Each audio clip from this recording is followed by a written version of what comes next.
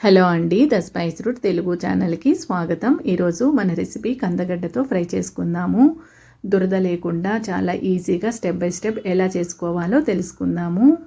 దీన్ని చేసుకోవడం చాలా ఈజీ అండి. ఈ కర్రీ చేయడానికి నేను ఇక్కడ 400 గ్రామ్స్ కందగడ్డను తీసుకున్నాను. దీన్ని ఫస్టే మనం మట్టి ఏమీ లేకుండా కడుక్కోవాలి. దీనికి మట్టి చాలా ఎక్కువగా ఉంటుందండి.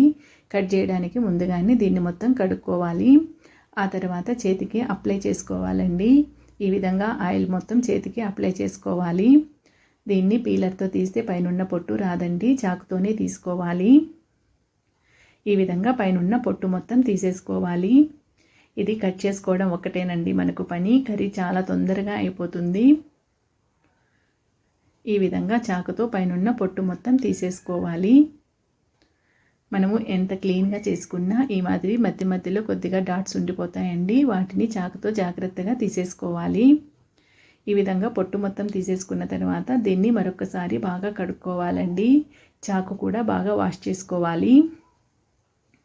ఇప్పుడు దీన్ని ఫస్ట్ చిన్న చిన్న ముక్కలుగా కట్ చేసుకోవాలండి.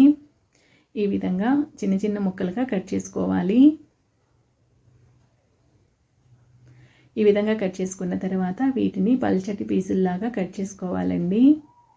వీడియోలో చూపిస్తున్న విధంగా కట్ చేసుకోండి. ఈ విధంగా కట్ చేసుకోవడం వలన తొందరగా ఉడికిపోతాయి. అలాగే వీటికి కొద్దిగా ఉప్పు కారం అనేది బాగా పడుతుంది. ఈ విధంగా పల్చగా పీసుల్ని కట్ చేసుకోవాలి.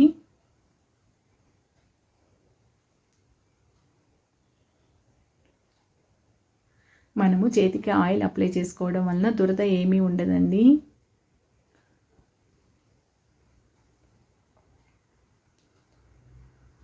ఈ విధంగా పీసులన్నిటిని కట్ చేసుకున్న తర్వాత వీటిని ఒక గిన్నెలోకి తీసుకుని వాటర్ వేసుకోవాలి. ఈ ముక్కలు మునిగే వరకు వాటర్ వేసుకుంటే సరిపోతుందండి. వీటిని స్టవ్ మీద పెట్టుకొని ముక్కలు ఒక 90% ఉడికే వరకు ఉడికించుకోవాలి. ఇవి ఉడికించుకునేటప్పుడు ఇందులోకి రుచికి తగిన ఉప్పు వేసుకోవాలి. అలాగే ఒక మిక్సీ జార్లోకి ఒక 1½ స్పూన్ పల్లీలు వేసుకోవాలి. అలాగే ఒక 5-6 వెల్లుల్లి రెబ్బలు, కొద్దిగా ధనియాల పొడి, మనం తినే కారాన్ని బట్టి కారం వేసుకోవాలి. అలాగే కొద్దిగా ఉప్పు వేసుకొని వీటిని పౌడర్ లాగా మిక్సీ వేసుకోవాలి. మనము ముక్కలు ఉడికించుకునేటప్పుడు కూడా ఉప్పు వేసుకున్నాం కదా, ఈ పౌడర్లో ఉప్పు చూసుకొని వేసుకోవాలి. ఈ విధంగా పౌడర్ లాగా మిక్సీ వేసుకుంటే సరిపోతుంది. అలాగే మన కందగడ్డ ముక్కలు కూడా బాగా ఉడికిపోయినాయి. ఒక 90% ఉడికితే సరిపోతుందండి. ఎక్కువగా ఉడికినాయంటే మనం ఫ్రై చేసేటప్పుడు స్మాష్ అయిపోతాయి. ఈ కందగడ్డల్లో ఉన్న వాటర్ మొత్తం వంపేసుకొని పక్కన పెట్టుకోవాలి. ఇప్పుడు స్టవ్ మీద ఒక బాండీ పెట్టుకొని ఆయిల్ వేసుకోవాలి. అందులోకి ఆవాలు, ఉల్లిపాయలు, అలాగే కరివేపాకు వేసుకొని ఫ్రై చేసుకోవాలి. ఈ ఉల్లిపాయలు పచ్చివాసన పోయే వరకు ఫ్రై చేసుకుంటే సరిపోతుంది. ఎక్కువగా ఫ్రై అవ్వాల్సిన అవసరం లేదు. ఇప్పుడు మనం ఉడికించి పెట్టుకున్న కందగడ్డలను వేసుకోవాలి. వీటిని ఎక్కువగా కలిపేయకూడదండి, స్మాష్ అయిపోతాయి. స్లోగా గంటితో కలుపుకోవాలి. ఒక 2 నిమిషాల పాటు పైకి కిందికి ఈ విధంగా కలుపుకుంటే సరిపోతుంది. ఇప్పుడు మనం మిక్సీ పట్టుకున్న పల్లీల పౌడర్ని వేసుకోవాలి. ఈ పల్లీల పౌడర్ని వేసుకొని మరొక నిమిషం పాటు ఫ్రై చేసుకొని స్టవ్ ఆఫ్ చేసేసుకోవాలండి. అంతేనండి, ఎంతో టేస్టీగా ఉండే కందగడ్డ ఫ్రై రెడీ అయిపోయింది.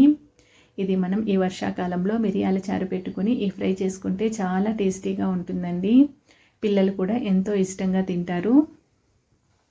ఈ రెసిపీ కనుక మీకు నచ్చినట్లయితే like, share and subscribe. Thank you.